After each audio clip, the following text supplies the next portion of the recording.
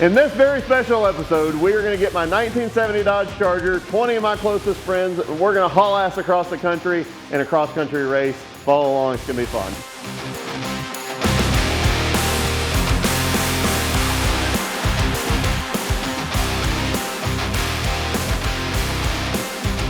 Hey everybody, I am Taylor Hull, and you see my Dodge Charger behind me. This is a car that we're going to be running in an event called the US Express. So if you don't know what the US Express is, I'll give you a little backstory of what the event is and how I came to be talking about it here with you today. So the US Express is a follow-up event to Brock Yates's Cannonball Run that started in 1971, ran through 1979. Basically, when Brock said in 1979, I'm done with all this, you fools are crazy, the cars are getting too fast, the times are getting too fast, I'm not taking on the liability to do this anymore, walking away. There were a few people left. One of these people that wasn't quite done with the run's name is Rick Doherty. So shortly after Cannonball finished, Rick gathered up the rest of the scofflaws, all of his friends, and was like, hey, we're gonna do another one of these. We're not done yet. We're back to no holes barred racing, and the US Express was born. So they ran it 3 more times after the Cannonball had finished, and Rick was the guy that put it all together. So Brock Yates' wife Pam is still alive, is very protective of the Cannonball Run name, as she should be. That event will never be resurrected. I don't want to, if nobody else wants to, not that I'm aware of at least. So that is done. Cannonball will never be rerun again. So if you've watched any of our other videos, I do Southern Classic, we've done East Coast Shootout, and I'd finally gotten to the point where I wanted to do another coast-to-coast run because my very first event that I ever did was a Transcon run in C2C Express. I got hooked, but it was the last time that anybody has ever run a competitive organized one, with old cars like I like to do. So I'm like, I want to put another one together. I really want to do something historic, and the US Express checked all those boxes for me. Now, the first thing I needed to do to run the US Express was, in my mind, to get approval from Rick Doherty. Unfortunately, he passed away pretty recently, so I did the next best thing, which was get in touch with his daughter, Sabrina. So we went back and forth a little bit, told her what I wanted to do, told her how much, her dad meant to the automotive industry and how I wanted to preserve that legacy by giving out the Rick Doherty Memorial Trophy, which we will do later. And she gave it her blessing, and I was off to the races after that. We were going to start and do kind of a traditional Cannonball route, starting at the Red Ball Garage in Manhattan and finishing at the Portofino Inn in Redondo Beach, California. So I sent out the message to fellow scofflaws with the Transcon community like myself, sent out little metal invite business cards like they did back in the 80s, and the event was reborn just like that.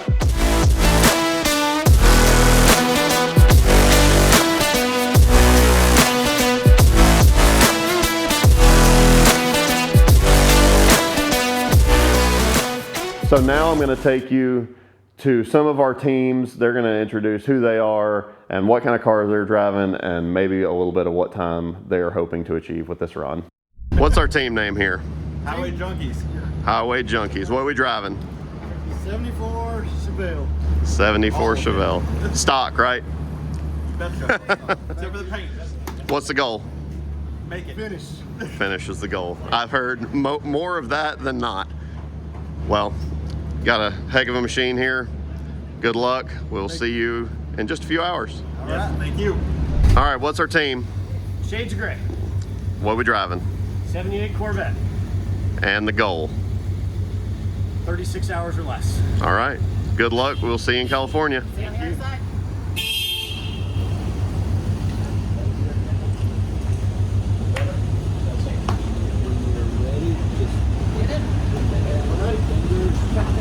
Yeah, that right Yeah. Steve, see you there, buddy. You go. All right. We're up. We're official.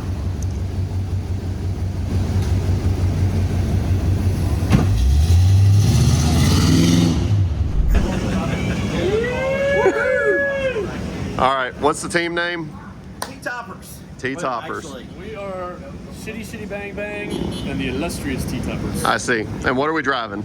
We're driving a 1984 Spartan 2 designed by R.E. Sparks, San Diego, California in the mid-80s. What a machine. If it's good enough for Eddie Murphy, it's good enough for us.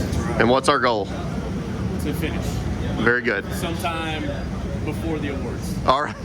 Good luck. Yes, we will need it. Very much so. All right, what's the team name? Shake and bake. Shake and Bake. What are we driving? Shake it before you bake it, baby. 1978 Chevy Caprice. Completely stuck. Completely stock. Yeah. There's no reason at all that it's like this. No, the springs are a bit more than the back. Yeah. There's a brand new award. Yeah. What's the goal? To make it. Make it. I'm hearing some consistency here. This is good. That's all we're getting there. All right, guys. Good luck. We'll see you at the Portofino. That's the plan. And another. These guys. All right. What's the team? Great River Racing. Great River Racing. And what are we driving? It's my 83 Grand Prix. I've had for 3 years. Gave up more miles on it coming here today than I have in the last 3 years. Very good. Well, it's going to get a few more, ideally. Yeah. Well, the speedometer's unhooked, so it's not actually gaining any miles. Okay. Well, perfect. Yeah. What's our goal? We'd like to be under 40. Under 40 hours. The two of us have never done a run in the 30s. We've had 40s. Me neither. Yeah. So that's the goal. All right. Good luck, guys. We'll see you there. All right. Live from inside the Portofino. What's the team name? Sticker shock. Oh, God. All right. We're coming to you live from inside Red Ball. What is our team name here? Sticker shock. Team Sticker Shock. I guess I take a little bit of credit for naming that. You guys could have changed it. Well, we like it. It works, right? Yeah. All right. What are we driving? A 77 Dodge Dart station wagon. What? From Mexico. What a machine. What's the goal? Finish. Finish. A lot of finishing is goals. All right, guys. Well, thank you and good luck, and we will see you in California. Thank you. Yep. All right, fellas, what are we doing? All right, so we are Team Asphalt Anarchy. I'm Taylor, Hunter. Andrew. and we are about to leave here at the Red Ball. I've got my 1970 Dodge Charger, and I've been asking everybody what their goal is. We ran 42 hours and 19 minutes in Snowball. Better than that for sure. Realistically, we're gonna race the road. Whatever it'll give us, it gives us sub 35 would be really cool. Anything better than that is kind of gravy. Got 6 or 7 really fast cars, competing for top 5, somewhere in there. See what happens when it gets to the end, but it's got to get to the end first. The way that I laid it out is pretty much you could leave in a time window. Anytime in that, it was like a 6-hour time window. And I was thinking we were going to leave maybe kind of close to midnight or 1 o'clock in the morning or something like that. And then everybody started leaving. And then there was a little bit of threat of weather in Pennsylvania and New Jersey. And half the cars had left, and we were just screw it. We're just going to go ahead and go and audible a little bit. And the big concern that you're worried about when you're leaving New York is getting into California. So you absolutely do not want to get into California at rush hour time. And even when you're getting in on a Sunday, if it's daylight, all the crazies are out in California. There's 100 billion people out there, it seems like, and we just don't want any part of being at sunrise in California trying to get through traffic on 405 and all that. So we're let's play it safe. The weather has a little bit of a window here. Let's leave now, and that's what we did. We were the 8th or 9th car off, I think. I started the drive this time. That was a little bit of an audible too. I think originally we were going to have Hunter start, but everything kind of changed at the last minute. So it was good. We pull out of the Red Ball, immediately getting gridlock traffic in New York. The GPS reroutes us. We didn't even end up going out the Lincoln Tunnel like I thought that it was our plan, and I thought the GPS was taking us to. We ended up going out of whatever the southern tunnel out of Manhattan is, and got out that way, but it put us out a little better on our route, and we kind of took off. But it took longer to get out of Manhattan than we thought it would or hoped it would for sure. Drug our initial average way down. I think my first stint was, 2 tanks of fuel. The car's got a stock tank that's 19 gallons and it's got a 22-gallon extra fuel cell in it. And when I quit the first stint, overall average I think was maybe only 80 or something like that, because I didn't get to run as fast as I wanted to for very long. So we cycle through. Hunter gets a shot, he brings our average up. Andrew gets a shot, he brings our average up. I get my next shot, and very shortly after I start driving, I get pulled over.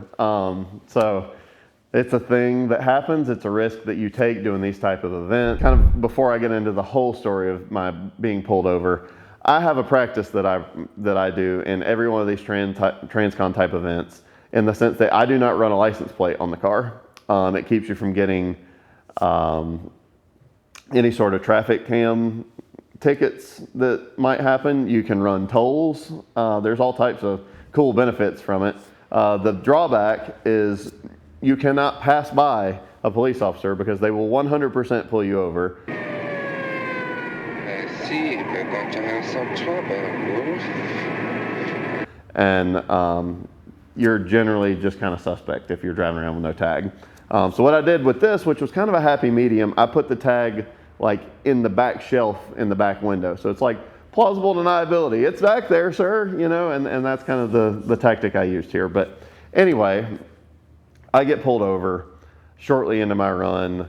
Cop comes up, he's like, do you know how fast you're going? And I never saw the guy. Our radar detector never went off. And I'm like, no, actually, I don't. I thought that I was kind of, creeping down. I actually wasn't going all that fast. I had just been going pretty fast. I was in the 110, 120 range, but I'd gotten down to the point where I was in like the low to mid 80s because I was with traffic. So I was like, I don't know, maybe 80. I really don't know. He's like, you were going like 96. I'm like, all right, cool. I'm about to get a ticket, and probably a good one. And so I give him my license, and he's like, the thing have a tag on it? I'm like, yeah, man, it's in the back window. You couldn't see it. The screws had stripped out. I'm sorry. He's like, all right, well, this thing got insurance on it? I'm like, yeah, it's all good. So he goes back to his car, and he's there not as long as I had thought that he might be, checking out our car and our story and my license. And he comes back, and he's like, look, I got to give you a ticket. I'm going to give you a ticket for improper tag display. And I'm not going to give you a ticket for running 25 miles an hour over, which would have a mandatory court date in the state of Missouri. So I'm pretty pleased that did not happen, and I would not be probably sitting here having this conversation with all of you that choose to watch this video, because I'd be sitting in a courtroom in Missouri. As happened to my buddy Christopher Michaels, if you want to take a look on VimWiki at his video, he got pulled over in Missouri, and it was not quite that same experience for him. He had a less than pleasurable experience with the Missouri State Patrol there. But I got out of it. We got back going. I got back up to speed relatively quick. Unfortunately for me, we had just come out of Illinois into Missouri, so I kind of minded my P's and Q's a little bit through the rest of Missouri, and then picked the pace back up as we left into our next states, and then my run was over. We cycled through a couple more times. No real issues to speak of with the car. The Charger did really good. It got not awesome fuel mileage. It got, between 7 and 9 miles per gallon, depending on what part of the country we were in, what elevation. The Edelbrock ProFlow 4 EFI that I put on the car adjusted really well for the altitude. Just really have no complaints. The Tremec transmission that I put in the car did really well. Obviously the comp cam kept us making power, and the car just rode out and did everything that it was supposed to do. So pretty uneventful, honestly, for the rest of the trip. The most frustrating part is the same thing that it always is for any type of competitive cannonball type event, and that is dealing with other traffic on the road, specifically the truckers. They do not get out of the way. They talk to each other. They get frustrated when cars buzz by them going quickly, and then they just purposely don't get out of your way. We definitely experienced a lot of that. It's not a lot of fun. You flash your lights. In theory, you would honk your horn. This car doesn't have a horn. You ride their butts. It doesn't matter. They do not get out of the way. I was behind a truck for a very long time. Finally got clear of the truck to their right. I buzzed out in the right lane. Got about 2/3 of the way past them, back to their drive tires, and then they just hooked a right and pushed me into the emergency lane. which I was less than pleased about. I very rarely lose my temper on the road. I was not happy about that one, for them to try to purposely run me into the ditch, but we escaped it. So we were able to really keep pace the entire time. Again, the car did really well. The overdrive transmission worked awesome, and we kept, all three of the drivers, myself, Hunter, and Andrew, kept the pace that we needed to keep, especially through that kind of last stint through New Mexico, Arizona, California. We were really pushing it through there. Andrew finished the last stint into California coming into Redondo Beach, and his extensive experience in driving through Atlanta traffic and driving like he was in a 2009 Nissan Altima came into play, and he really did an awesome job getting us through to the Portofino, and we finished in a record-setting 35 hours, 36 minutes, or 35 minutes. I need to look at my sheet to verify that, but we broke the competitive cannonball event record, which, if you remember kind of my goals for the original, we're going to race the road, whatever it'll give us, it gives us sub 35 to be really cool. When we were about to leave Red Ball, I was hoping for something under 35 hours, and anything after that was just icing on the cake. And then, you know, we started doing math as we get halfway through the run, and we're like, man, we got a shot at having a pretty good time. And then when we got to California, I'm like, man, we've got a really good shot at excellent time, and maybe even breaking a record. So we really pushed the last little bit. We broke the record, and we held it for exactly 1 hour. 40 years of records, and we broke it and held it for an hour.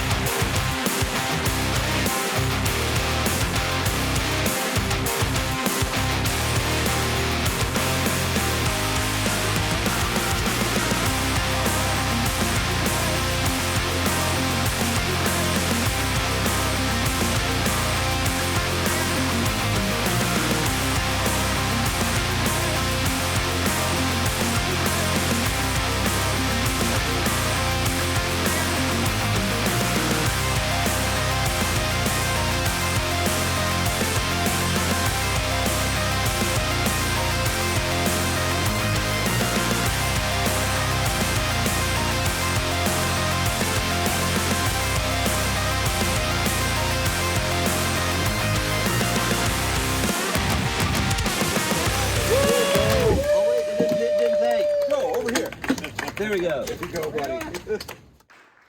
So there's a couple awards that I'm not going to give out, but the first set is Jared and Chaos. They're going to give out a few of our first awards, and then I'll bring Jay up after that. Just Mercedes drivers. Yeah, the questionable garage presented by Chaos. We have best Mercedes and second best Mercedes.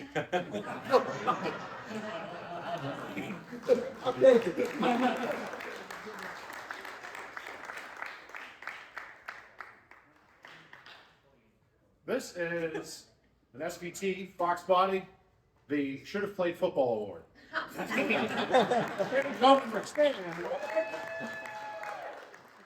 You were the first that we were aware of, and I spelled it wrong, so it's now the Improperly Mounted Award.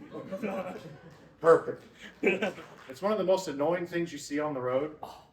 But in this case, it was called the Speed Trapper, but you are the Speed Keeper. The keeper and speed. Thunderbirds, both Thunderbirds teams, come up there. Good. All the Thunderbirds. All the Thunderbirds. Ben. Ben. Ben. Benjamin, since you're the only one here. All right, you pick out who gets one. Okay.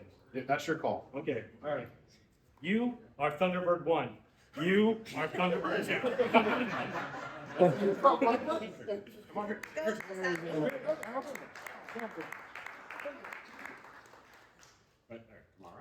This is the Yumi Isn't Here Award because this was originally for him. And we asked him to pick, and he said, "Nah, you guys have some beers to pick." So you pick. I picked. Thanks. You're welcome. Here you go. Congratulations. No, that's a no. Look out! We need something. Who's not going to get something? Who's not going to get any?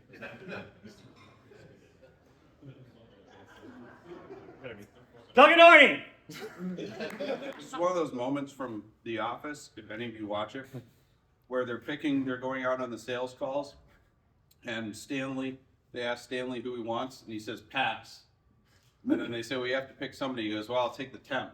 So Ryan goes, real great. I feel so honored that I was second pick after pass. I don't even know what this is for.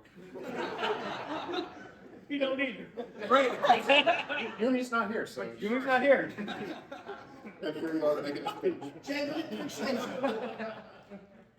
All right, next gentleman deserves his own special introduction. Again, would not be possible to have this event in the way that it is without him. I say we, it's not we. He came up with this system of doing what he does in last year's Southern Classic and really kicked things off, and really up to another level, and really kind of, I think, has added an extra element to all these events that I've put on, and it's made a huge difference. So Jay's got an award that he would like to present, and I would just like to say thank you very, very much for the contribution. This award was decided on by myself, Ben, who was helping me, and Mason Dibley. Now, I know a lot of y'all have been talking to Mason Dibley, heeding his alerts and warnings. How many speeding tickets did Mason Dibley save y'all this week? Most of it. He deserves a lot of credit for what he does. This award was inspired by words from John Ficara. You don't need a good time to have a great time. May not be the fastest car this weekend, fastest team, but it was a tough call. And this team faced a lot of hardships, overcome a lot of difficulties, and they made it here. So you don't need a good time to have a great time award goes to Eugene Moon and Chris Michael. That means a whole lot. Well, I appreciate all that. And best part of this entire adventure was that we were hours behind from numerous mishaps and things. I was texting Taylor this morning. I was like, tell everybody to go to bed. Like, don't stay up for us. And we rolled in the start line, and so many people had stayed up hours just to watch our sorry asses come in like 3 hours late. So thank everybody for being here, and this means a lot. Thank you so much. From slowest on up to fastest, we have Sticker Shock. Tim, Raj, you're fast. in their Mexican import wagon. 39 hours, 13 minutes. Next up, we have in Pontiac, Jason, Sean, Great River Racing, 38 hours, 57 minutes. Hoopty, 38 hours, 14 minutes. The Thunderbirds, 37 hours, 29 minutes in the 78 Corvette, which can't believe a C3 Corvette. Husband and wife team, 50 Shades of Grey, 36 hours, 11 minutes. 36 hours, 10 minutes. The Rolls Royce, Team Adequate. Team Crossfire, 35 hours, 19 minutes. 35 hours, 16 minutes, Moonshine Express. Highway Junkies. So, this is one that's phenomenal. They spent 4 hours, the last 4 hours, riding in a tow truck with their car on a flatbed. They were running an unbelievable time up until Needles, California. And somehow, some way after all that, they still managed 34 hours and 18 minutes. And in fourth place, Scuderia Bandita. 32 hours, 55 minutes. Third place, Plenty of Time. Come on, Scuderia.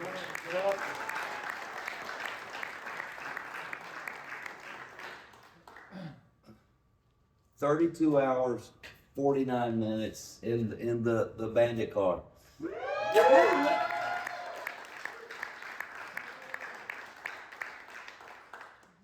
Second place, this was an impressive time. They were the first team to arrive at the event, and when they arrived, they broke the competitive event record when they arrived.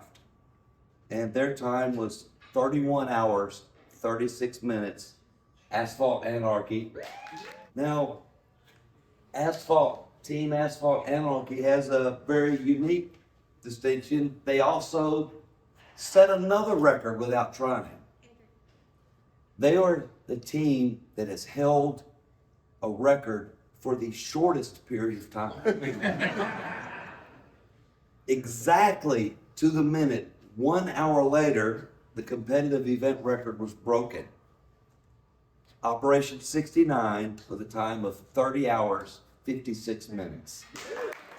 This one, handcrafted by Christopher Michaels. Really cool, awesome job. And then this one, which is the Rick Doherty Memorial Trophy for the U.S. Express 2023. So congratulations, you guys. I actually am gonna owe you another trophy because this got killed during shipping, but we'll sort that out. That's not important. Thank you. Congratulations. Yeah, as Aaron mentioned, they got the Triple Crown this year. So well, between me and Tim, and so I had to split my Davis co-drivers. Yeah, no, awesome job. Y'all have had a heck of a few events put together. There's gonna be a bounty on you guys come Southern Classic time. So a couple honorable mentions I want to start with, and the first trophy I'm going to give out is the Meltdown Trophy, the most competitive one for sure. So honorable mention, Shake and Bake. You guys made it how far out of To my house. to his house? Not here, but T-Toppers. Didn't make it too terribly far either. Sold their car at McDonald's and are now gone. So that is a cool story. Hot Mess Express, candidate for sure, was ready to go for the event, and day before, oil issues, no fun. Smokey and the Bear made it a little bit further, and it just progressively got worse. Had a great time going, and still made it out to Portofino, so thank you. But the Meltdown Award, Highway Junkies, come on. I think there's a real good chance you guys would have been on the podium there if that hadn't happened, but. Tough luck.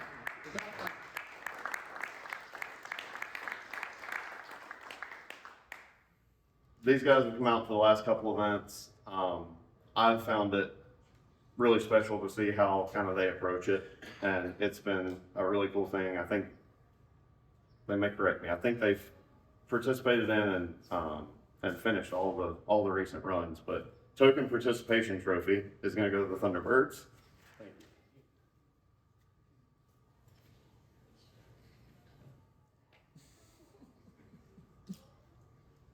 The award nobody wants.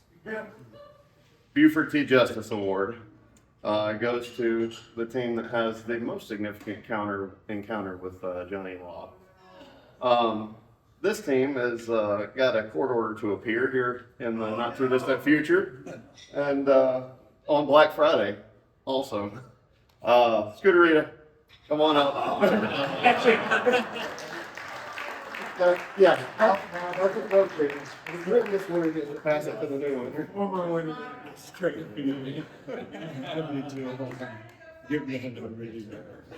Probably not a bad idea. I look forward to passing this on next week. Yeah. Next one is award I've started calling the Intimidator. I'm a big Dale Earnhardt fan. He's an intimidating guy. This is going to go to the most intimidating car on grid, and that is going to go to Crossfire. Yeah.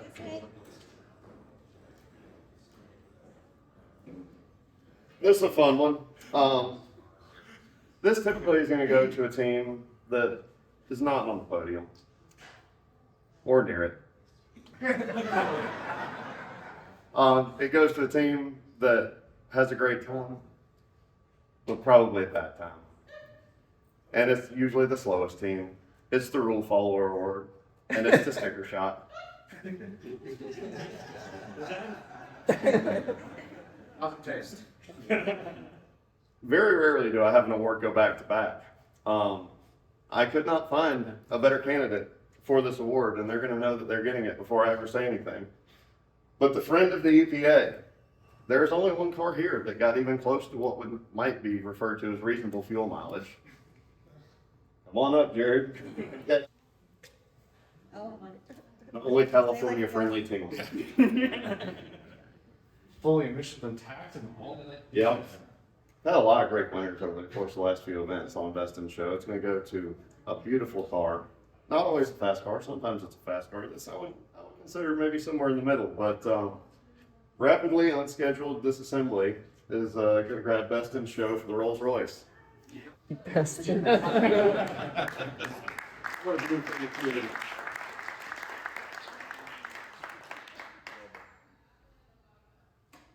So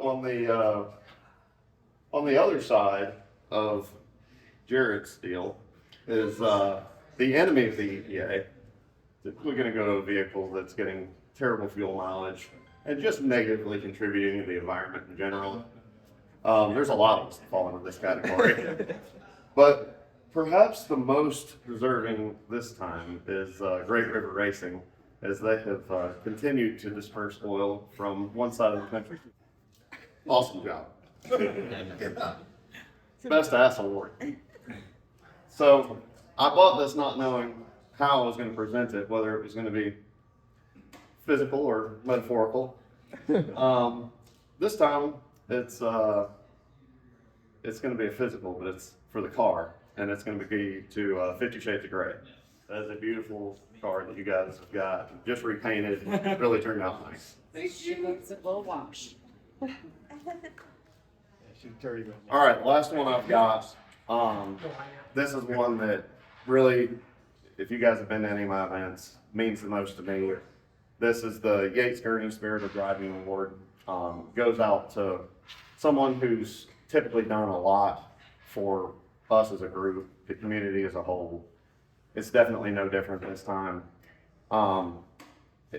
It's just a really, really special individual, and someone that contributes every one of these events here recently.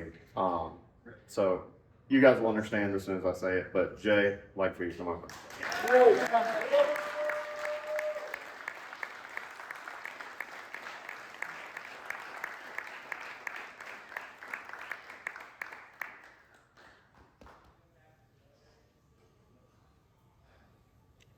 So that's the awards. Everybody did an awesome job.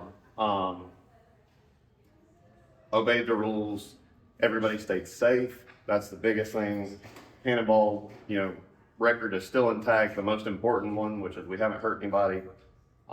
That's the one that will make all of this go away. You guys are the best. I put this event together knowing that it was going to be only people kind of from within the community that I knew I could trust to come out and do this and do a good job and not put anybody in harm's way. And that's exactly what we did. So I don't know if this is going to happen again next year, the year after, or whatever. I had a great time. And, I said before we ever got started with this, as long as everything goes well, we'll look at another one. The next one we're putting on is, of course, Southern Classic. That's going to be early to mid-March. I'll come out in the next week or so with a date on that. So love to have any or all of you out for that. Rules package is going to be the same as it was last year. Essentially, you can run any of the cars that you brought here for this event. There's no fuel cells, no extra fuel cells. That's it. This to me was a really special event. This is, like I say, maybe a one-off, maybe not, but it's unique and different from everything else. You guys made it completely special. Everybody here is awesome. I love everybody in this room, and I hope that we can continue to do this for a long time to come. But I mean, this was the U.S. Express.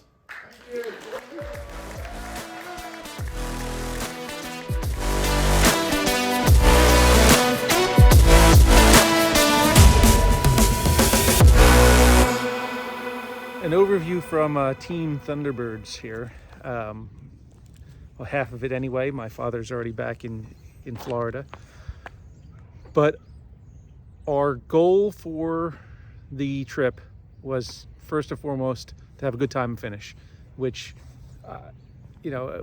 we finished, and I don't know how you could not have had a good time. So we did it in just under 37 and a half hours. So 37 hours and 29 minutes. We hit some traffic and some road closures along the way. Our goal, so what we were looking to achieve on the trip was potentially be the fastest Thunderbird historically on the list. We missed that goal, but we still had a good time. We have nothing to complain about. We're happy. The car not only made it from New York to California, it made it back, driving it home. So we were very happy. We had a great time. I look forward to doing it again. But that was obviously the 40th anniversary of the U.S. Express. It was an excellent timed event, and I'm glad I had the opportunity to do it with my father.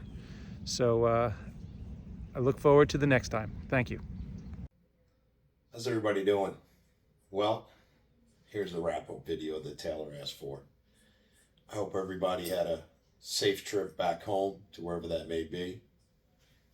Here it is a couple days after the event, and I've had some time to decompress and break down everything leading up to this and doing the run and after the run and then going back home, which, by the way, I'm not home yet. This is 3 days after the event. I was home for one day, not even. I was home for about 19 or 20 hours, then got back on a plane and came back out to the East Coast for another automotive related event.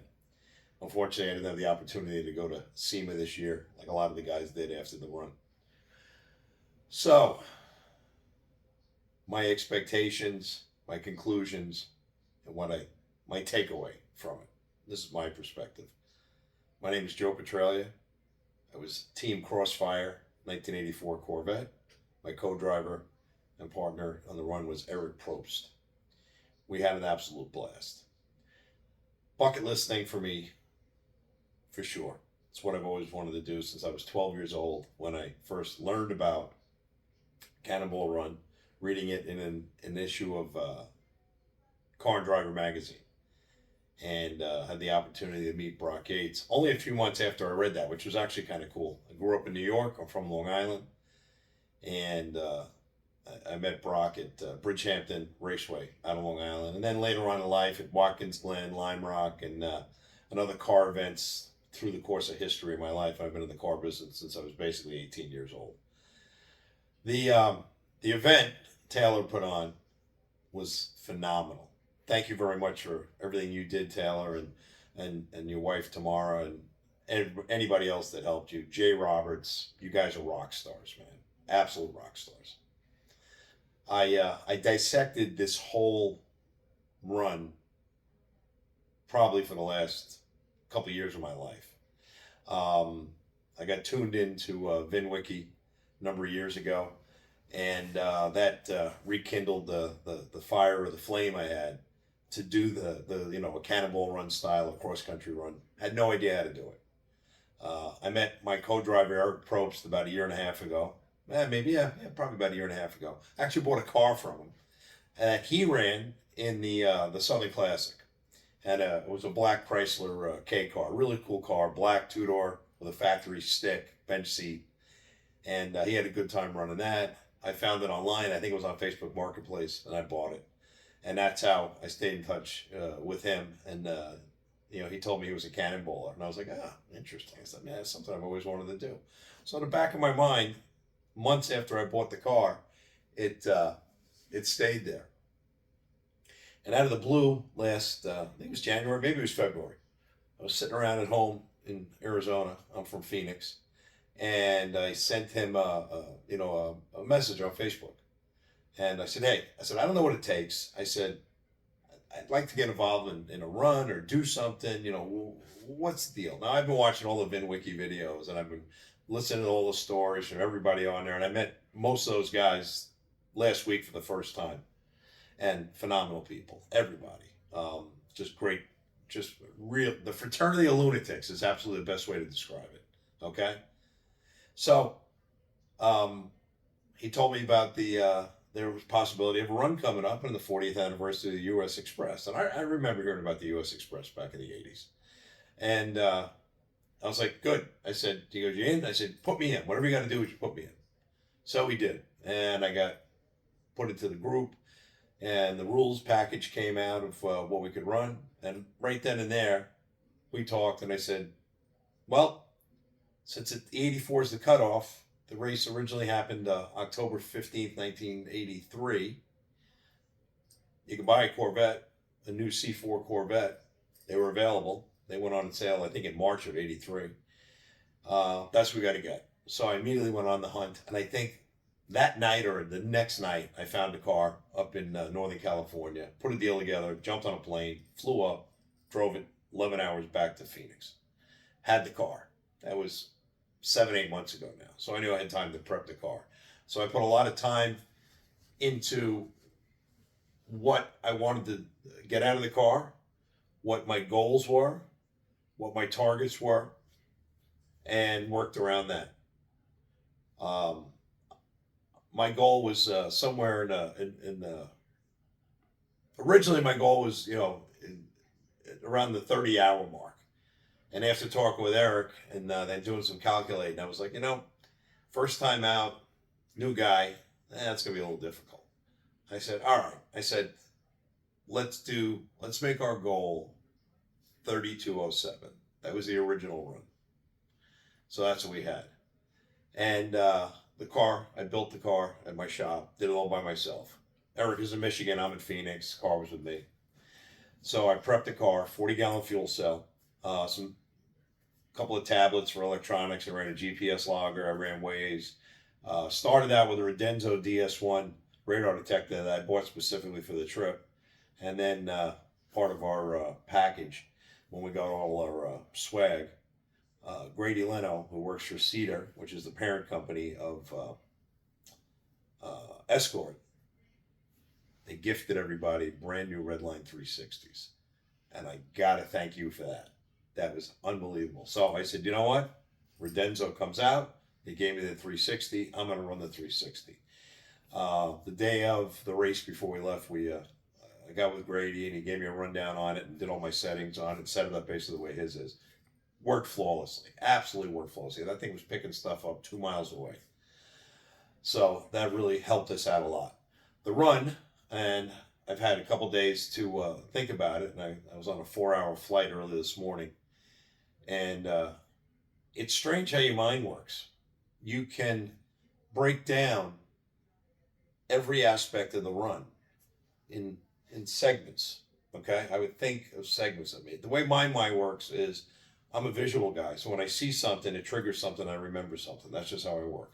Or I do something with my hands, or I build something. It triggers something in my mind. So I'm not so much digital. I'm more analog. You know, maybe that's because I'm 60 years old, but that's how my mind works, and it's always worked that way. So I was on a plane for 4 hours today, flying to Charlotte, and then I had to change planes and get out here to Greensboro, which is where I am right now. And I started breaking down the event of the 35-hour, 19-minute run that we had. Average speed was about 80 miles an hour, 80.125, I believe, if I look at the GPS logger.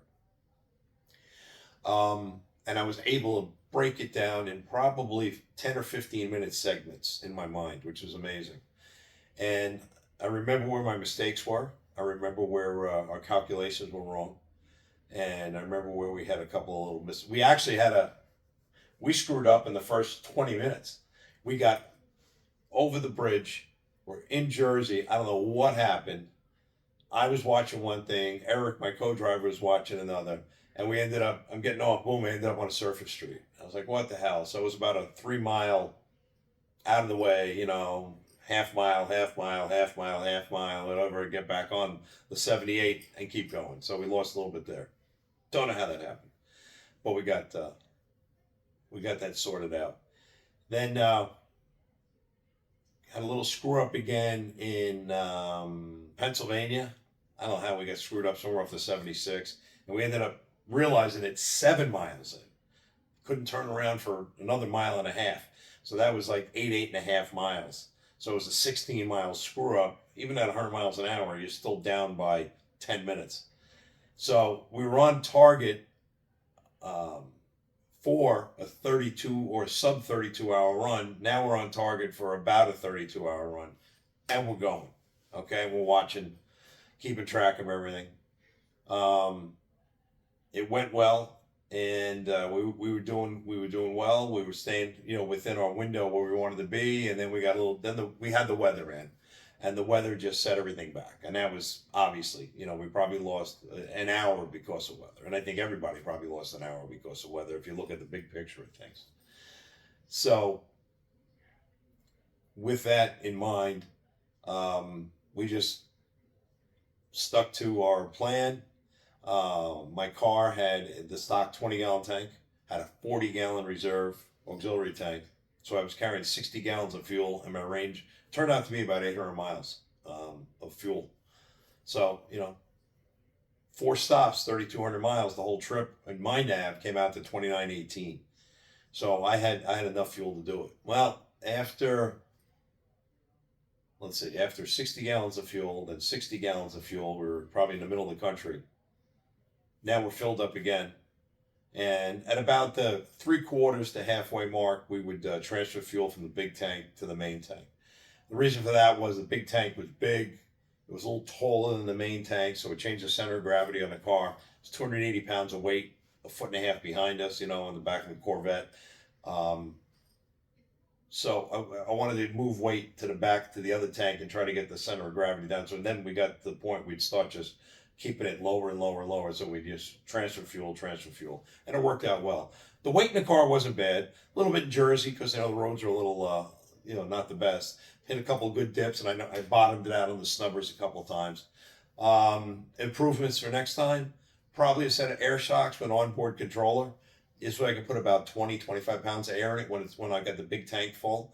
And then as you go along, you can bleed a little air out so you can maintain the same ride. I think that'll make a big difference. We had an issue in, let's think, I think it was the bottom of Missouri going into Oklahoma. I had half a tank. I said, give me some fuel. We would transfer at the rate of about 1.65, 1.7 gallons a minute. So throw the switch. We had a separate gauge for the fuel auxiliary tank and the digital dash gauge. Once it got to half, we'd flip the fuel pump on, and Eric would just keep watching it. And once he saw it almost go to full, he just shut the switch off. So we're going along, and I'm driving along. And I'm like, did you turn the fuel on? He goes, yeah. I look over, and the light's not on. It's a little indicator light for the fuel. I'm looking at the gauge, and I said, all right, let's just give it some time. Not one digital bar came up, because those C4 Corvettes have a digital dash. Not one digital bar came up. I was like, we got an issue. I said, all right, no problem. Let's just go. We'll run this other tank out, stop. We'll fill that tank back up. I'll do a little investigate and see what's wrong. I had everything laid out in that car where I could access relays and fuses and switch panels and everything. So stop. He's filling up. Run in, bathroom break, grab something to drink. Come out. I'm screwing around. First thing I do is I check the relay. Relay seems okay. Check the switch. Check the flow control, because I had an electronic anti-siphon valve, and you'd hear that click when you turn the thing on. So you'd hit it in the car and you hear clunk, and that was the electronic or the electromagnetic switch valve that would open up, and that would always keep gas from never flowing back into the tank and doing a siphon. And when I pulled over after having the switch on for a while, I said, well, either the switch is good and the pump is bad, or the pump is good and the switch is bad. And the switch was cold. That electromagnetic switch would get very warm when it was on. That's normal. And it wasn't warm. So, a couple minutes, let's go.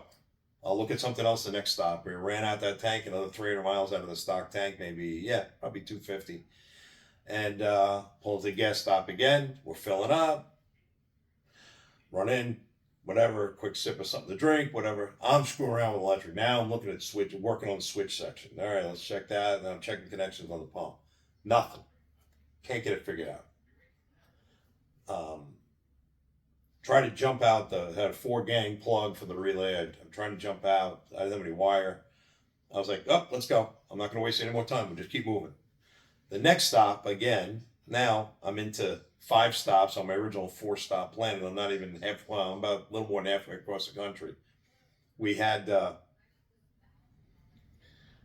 another stop, went in, I bought a test light, and I bought some wire.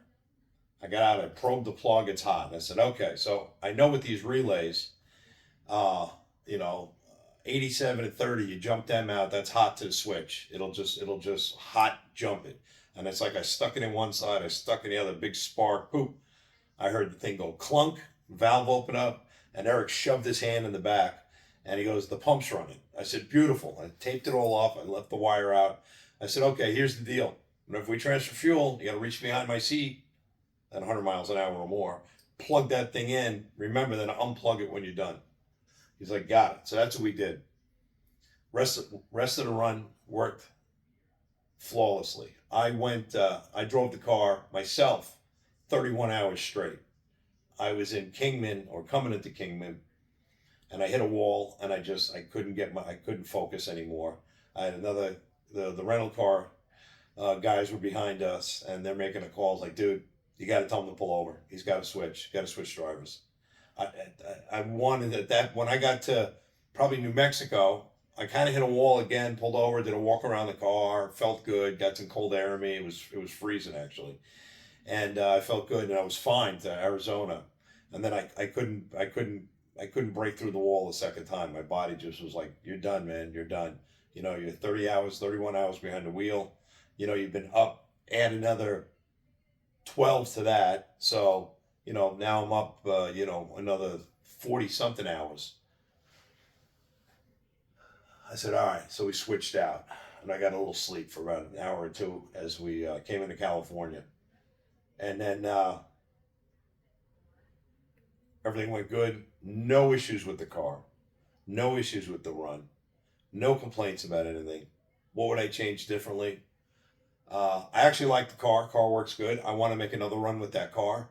Maybe a solo run with somebody else and really see what that car can do, The car performed unbelievable. Stock 84 Crossfire Corvette. Limited modifications. Took the cat out, had full dual exhaust, Flowmaster 2-chamber mufflers on it. Car sounded good too. Eliminated the air pump, that kind of stuff. And that was really about it. I think next go around, I'm going to swap the intake manifold on it. There was an aftermarket intake manifold for those crossfires made by a company called Renegade that would give you a legitimate 25 horsepower. And I think that long tube headers, MSD ignition, and a good distributor, and send the throttle bodies out and get them. I rebuilt them, just the diaphragms and on the fuel pressure regulator and the fuel compensator side, but I'll send them out and have them gone through. And there's an upgrade, I think, for the injectors on that. And I think I can pull another maybe 30 horsepower out of the car. And I think that'll make a big difference. And you got to realize that's only a 205 horsepower car. That's all they were. The car was happy at 118 to 120. It was starting to let you know it was getting a little uncomfortable at about 125, 128. The car was not happy at 135. And we ran at 134, 135 against one of the other teams when they were reeling us in. We were watching the dot on the joiner app. And they reeled us in pretty good. Played with us for a little while and kicked us to the curb like a bastard stepchild. But it was great. You know, I stayed 132, 133, 134 for a while. And then it was like, adios, muchachos. They were gone.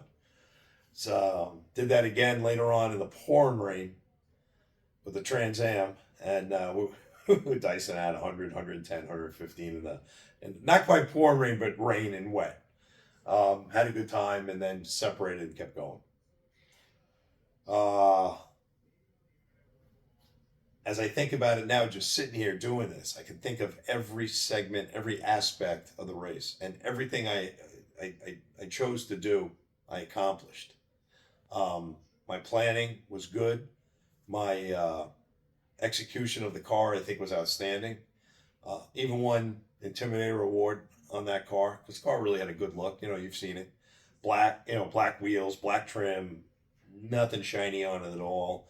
2023 Chrysler, Dodge, Destroyer Gray. So the car really had a sinister look to it.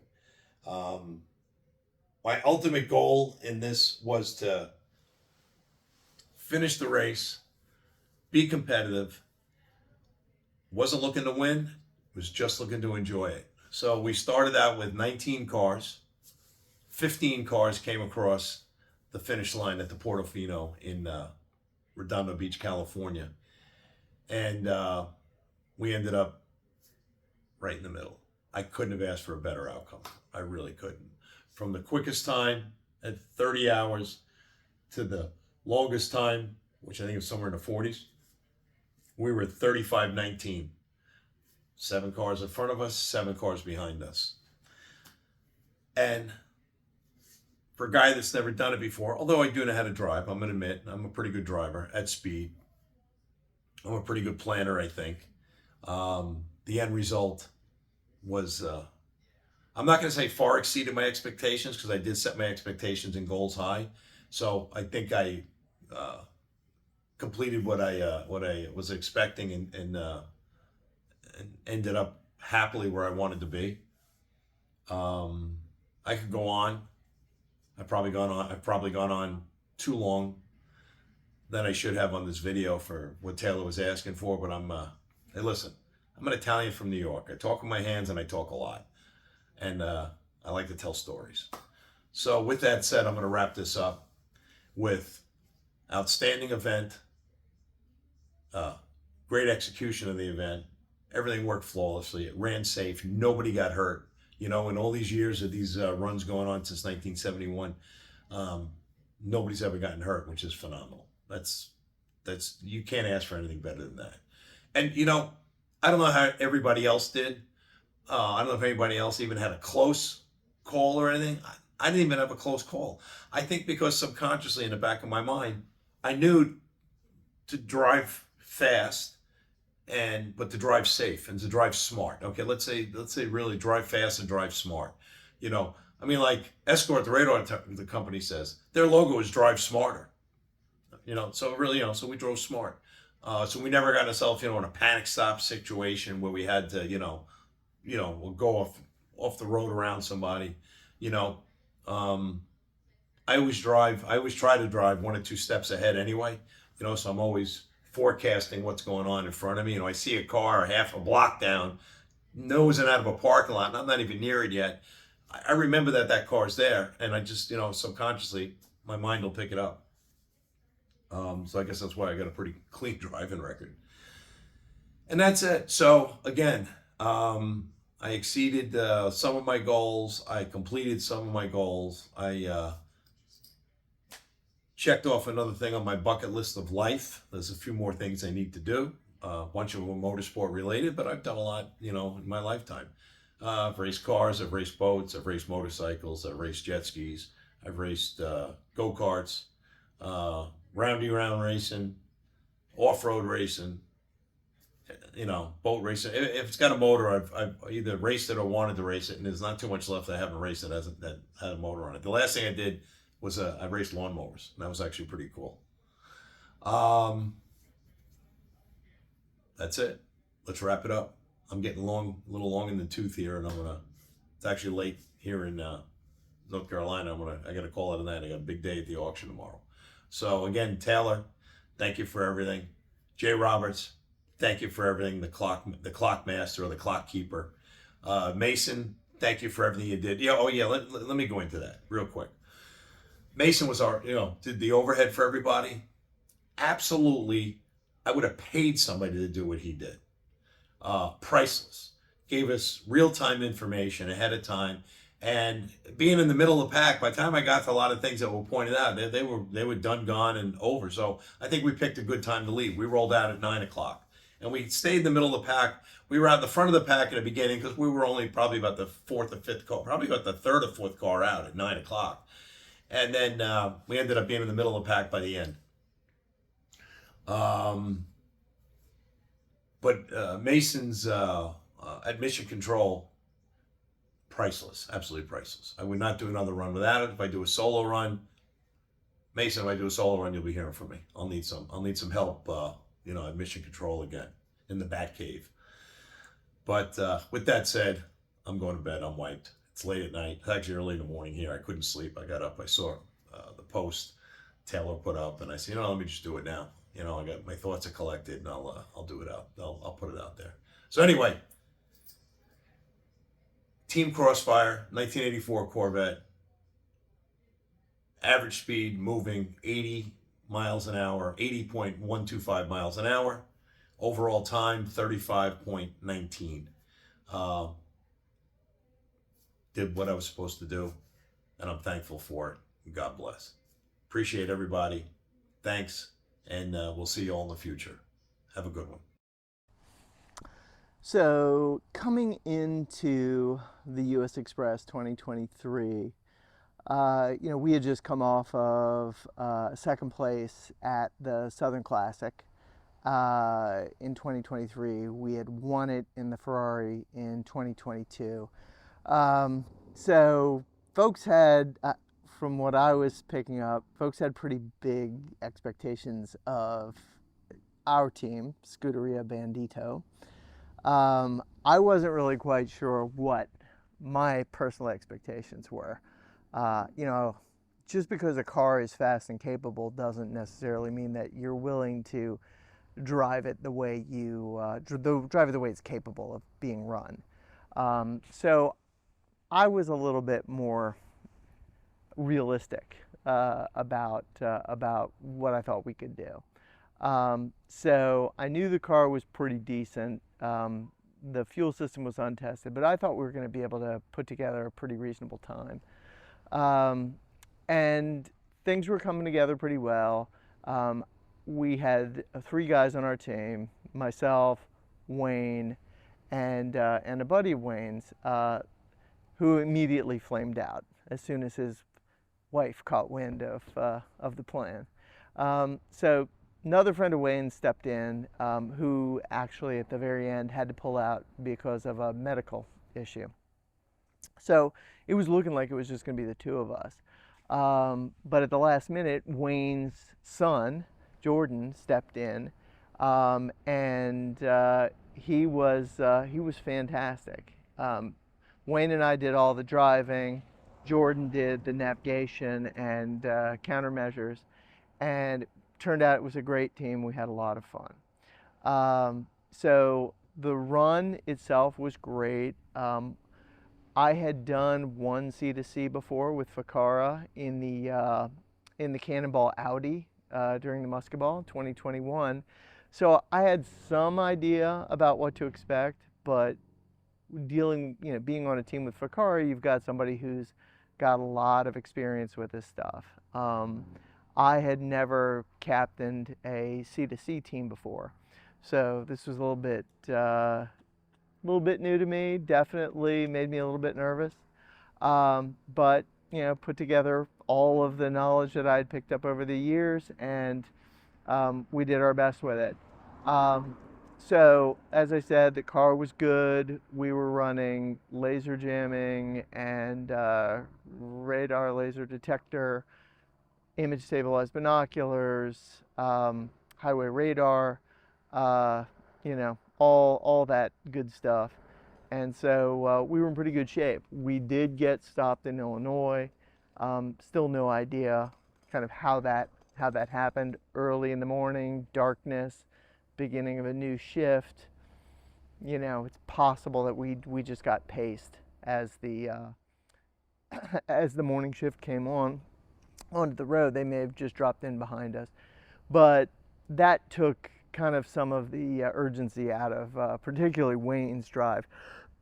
So that was, that was one of the issues that kind of slowed us down, was just this matter of urgency. The other issue really was the amount of truck traffic and the level of aggression and risk-taking that you really had to have in order to manage all that truck traffic was more than I think any of us were really up for dealing with. So, in the absence of any great luck, we got stuck behind just an insane number of tractor trailers. This was way worse than I remember this being on the Musket Ball. So that was a challenge. But the best part of Cannonball is the people and the experience and the camaraderie, and this was just the best for all of that stuff. So it was really fun to be with all of my scofflaw peeps. Really fun to see everybody. So it was a great trip, and we made a good decision to spend an extra day in Los Angeles, just being tourists and eating tacos and having a good time. So all told, fantastic run. Just like every one of these, you finish up and you think two thoughts. First is, I'll never do that again, and the second is, when can I do that again? It really honestly was everything I could have ever hoped for it to be, and then some. We gave out the Rick Doherty Memorial Trophy. We gave out the Yates Kearney Spirit of Driving Award, which are, two really big things. I got to fulfill a lifelong dream of cannonballing a 1970 Dodge Charger across the country with my friends. And the main thing that happened is no safety incidents. Nobody got hurt. There was only 2 tickets, mine and one other one.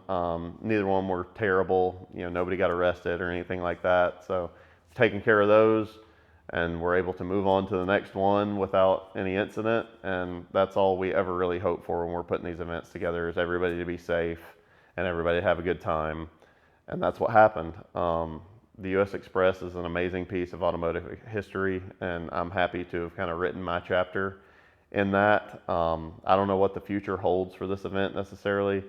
I did this, I do the Southern Classic typically in the winter. By the time this comes out, you will have seen that Southern Classic hasn't happened at this point yet.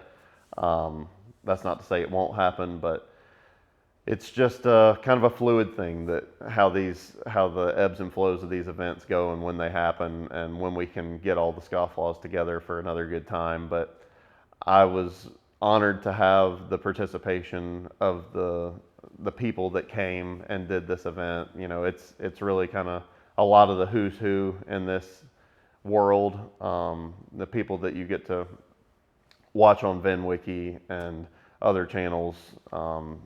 All types of documentaries and articles have been written about a lot of the people that came and did this event.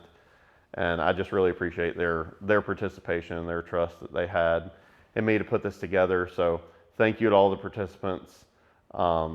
thank you for everyone that's watching this video, everybody that helped put it together. It's just a humbling experience to get to be part of something like this. So thank you very much. I just love this world. It's the greatest group of people that can ever be assembled in the automotive industry, I believe. And I've done a lot of motorsports, and I keep coming back to this is the greatest people that can be assembled. So thank you very much. I hope you enjoyed it. We will see you on the next one. Like, comment, subscribe, all those good things. US Express.